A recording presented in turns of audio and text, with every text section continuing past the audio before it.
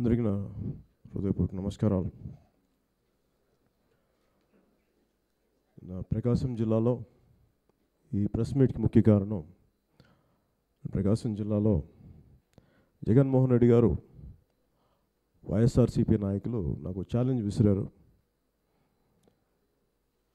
నేను అవిశ్వాస తీర్మానానికి కేంద్ర ప్రభుత్వం మీద నేను పెడతాను, దానికి సపోర్ట్ చేయమని ఒక ఛాలెంజ్లా విసిరారు. ఆ సవాల్ని గురించి నా రెస్పాన్స్ ఇద్దామని ఈ ప్రెస్ మీట్ కాల్ ఫర్ చేశాను. జగన్మోహన్ రెడ్డి గారిని చెప్పదలుచుకుంది ఏంటంటే, నేను రాజకీయాల్లోకి అన్నిటికీ సిద్ధపడి వచ్చాను. మీ సవాల్ని నేను స్వీకరిస్తున్నాను. నేను మీరు చెప్పినట్టుగా అవిశ్వాస తీర్మానం ప్రవేశపెట్టడానికి మీరు సిద్ధంగా ఉన్నారు, కానీ మీకు మద్దతు లేదని చెప్పారు. ఆ మద్దతు నేను సంపాదిస్తాను.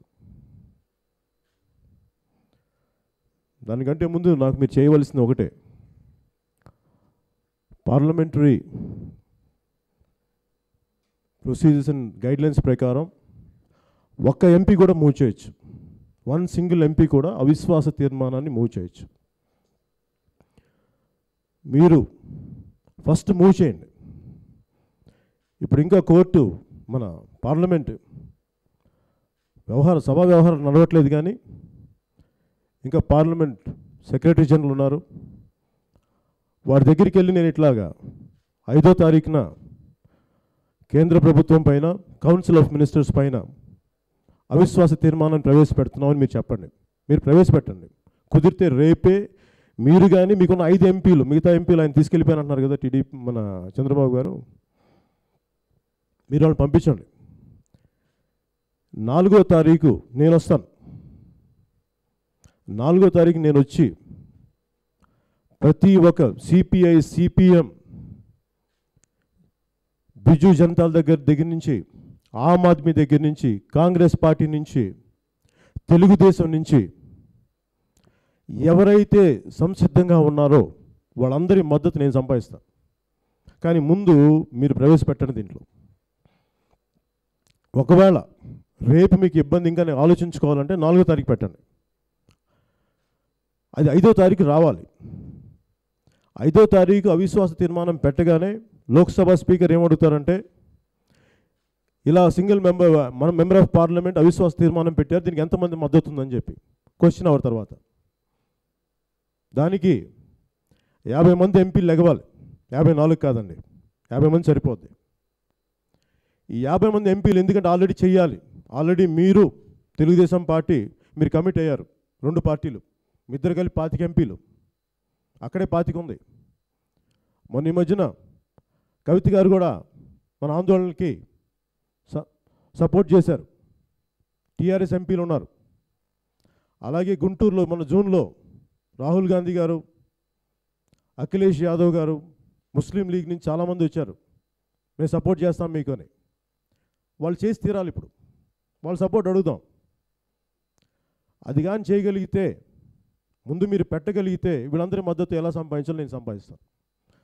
అలాగే ఒకవేళ మీరు 5వ తారీఖు లోపు కానీ పెట్టకపోతే ఇది ఇబ్బంది అవుతుందని చెప్పి కేంద్ర ప్రభుత్వం, మీరు పెట్టగానే అవిశ్వాస తీర్మానం పెట్టగానే ఇంతమంది 50 మంది పైన మద్దతు, నాకు తెలిసి ఖచ్చితంగా 80 మంది వస్తారు ఖచ్చితంగా. పెట్టగానే ఏం జరుగుద్దంటే, కనీసం 10 రోజుల లోపు ఒక డిబేట్, ఒక డిస్కషన్ జరగాలి దీని మీద. ఆ డిబేట్ డిస్కషన్ జరిగాక దాంట్లో జనరల్గా మీరు చెప్పాల్సింది ఏంటంటే, నేను అవిశ్వాస తీర్మానం పెట్టాం అంతే. ఆ డిస్కషన్ ఎవరి మెంబర్స్ మొత్తం వాళ్ళకున్న సమస్యలతో పాటు మీరు ఆంధ్రప్రదేశ్ విభజన సమస్యలు కూడా మీరు పెట్టండి బయటికి. అందరూ బయటకు వచ్చి మాట్లాడాలి. ఎవరెవరు ఏ సమస్యలోనే ఎలా మద్దతు తెలపాలి, అందరూ బయటకు వస్తారు.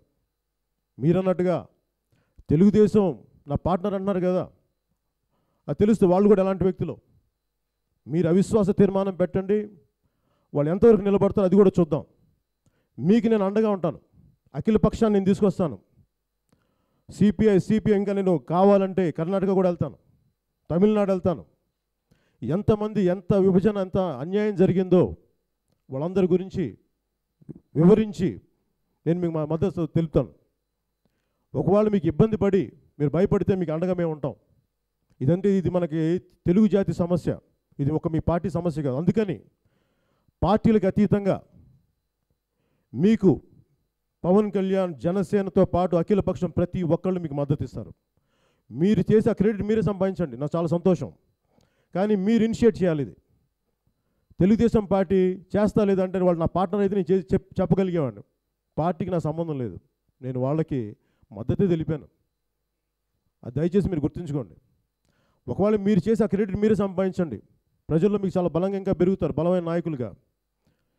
ఎందుకు ఇది అసలు యాక్చువల్గా ఈ అవిశ్వాస తీర్మానం మొన్న కూడా ఎందుకు చెప్పాల్సి వచ్చిందంటే, చాలాసార్లు ఈ మధ్యన అడుగుతున్నా, ఎంతసేపు ఈ ప్లే కార్డులు పట్టుకొని ఏదన్నా ఒక విచిత్రమైన వేషధారణ వేసుకుంటేనే మనకి ఆంధ్రప్రదేశ్కి న్యాయం జరుగుతుందని అడిగాను ఈ మధ్యన చాలామందిని అడుగుతుంటే, వాళ్ళు parliamentary procedures and conduct guidelines ప్రకారం ఇది అవిశ్వాస తీర్మానం పెట్టగలిగితే ఒక డిబేట్ జరుగుద్ది, ఇవన్నీ ఉంటాయి, మరి ఎందుకు పెట్టట్లేదంటే వీళ్ళు భయపడుతున్నారు అని చెప్పారు నాకు.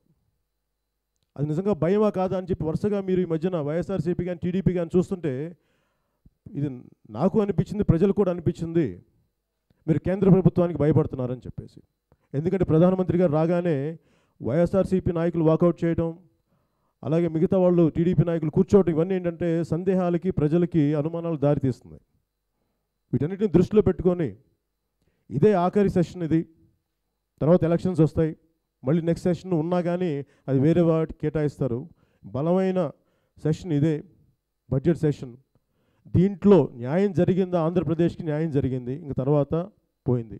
అందుకని కలెక్టివ్గా పోరాటం చేద్దాం. అందుకని ఈ పత్రికా సమావేశం ముఖంగా నేను మిమ్మల్ని మీడియా సమావేశం ముఖంగా నేను కోరుకునేది ఏంటంటే, మీరు దయచేసి దీన్ని ఇనిషియేట్ చేయండి. మీరు రేపు వెళ్తారా, 4వ తారీఖు లోపల వెళ్తారా అనేది మీ కంఫర్ట్. ఒకవేళ మీరు భయపడి వెనక్కి వెళ్ళిపోతే వేరే వివిధ కారణాల వల్ల టీడీపీ నాయకులకు ఒక ఛాన్స్ ఉంది, చంద్రబాబు నాయుడు గారికి ఒక ఛాన్స్ ఉంది, వారు కూడా అవిశ్వాస తీర్మానం పెట్టచ్చు. ఇది ప్రజలు చంద్రబాబు నాయుడు గారు పెడతారు ఈ అవిశ్వాస తీర్మానం, లేదంటే మన జగన్మోహన్ రెడ్డి గారు పెడతారనేది మేము ఎదురు చూస్తున్నాం. వాళ్ళతో పాటు నేను ఎదురు చూస్తున్నాను. అలాగే మీ ఇద్దరికీ అఖిల పక్షంతో పాటు నేను కూడా మీకు అండగా ఉంటాను. నా వంతు, నా సహాయం ఏం చేయాలి ఇవన్నీ చేస్తానని చెప్పి మీకు సభాముఖంగా తెలియజేసుకున్నాను ఈ పత్రికా సమావేశం ముఖంగా. అలాగే టీడీపీ నాయకులు కూడా నా విన్నపం ఏంటంటే, మన ఈ మధ్యన చాలామంది రాజ్యాంగ నిపుణులను అడుగుతున్నాను, ఈ ప్లే కార్డ్స్ విషయం ఎట్లాగా మనం ముందుకు తీసుకెళ్ళచ్చు అంటే, సరిపోతే ఇంకేదైనా కొత్త రకంగా ఏదైనా ప్లే కార్డ్స్ పెట్టి ఇంకొంచెం డెకరేటివ్గా మోర్ ఇంప్రెసివ్గా ఏదైనా పెట్టాలి అని అంటే వాళ్ళు నవ్వారు. వాళ్ళు ఏమన్నారంటే, parliament is not a theatre for performance, parliament is a temple for democracy. అది మీరు దయచేసి ఆ రాజ్యాంగ స్ఫూర్తిని, పార్లమెంటరీ స్ఫూర్తిని మీరు చాలా హుందాగా తీసుకెళ్ళి ప్రజలకు న్యాయం చేయవలసిందిగా నేను కోరుకుంటున్నాను. మీకు నేను అండగా ఉంటాను. ఇది మనందరి పోరాటం. ఒకవేళ తర్వాత ఇండివిజువల్గా రాష్ట్రానికి సంబంధించి ఏ నిధులు ఎలా వెళ్ళని ఆ పంచాయతీలు వేరు, ఆ తర్వాత మాట్లాడదాం. కానీ ముందుగా రావాల్సిన నిధులు, రావాల్సిన న్యాయం గురించి అందరం కలెక్టివ్గా పోరాటం చేద్దాం. నిన్న జగన్మోహన్ రెడ్డి గారు ప్రత్యేకించి ఛాలెంజ్ చేశారు కాబట్టి, సవాల్ విసిరారు కాబట్టి నేను చెప్తున్నాను, నేను వెనక్కి వెళ్ళే వ్యక్తిని కాదు. మీరు అవిశ్వాస తీర్మానాన్ని ఒక్కళ్ళు చాలు, ఒక్కళ్ళు, మీకు దమ్ము, తెగింపు, ధైర్యం ఉన్న వ్యక్తి నాకు బాగా తెలుసు. మీరు ముఖ్యంగా సెంట్రల్ క్యాబినెట్ మీద మీరు ఎదురు తిరగండి. మీకు ధైర్యం ఉన్న వ్యక్తి, దమ్మున్న వ్యక్తి, గొప్ప బలమైన నాయకులు, మీరు ఎదురు తిరగండి. మీకు మేము అండగా మేము ఉంటాం. మీకోసం కావాలంటే మేము రోడ్ల మీద కూడా వస్తాం. గుర్తుంచుకోండి జగన్మోహన్ రెడ్డి గారు. Thank you.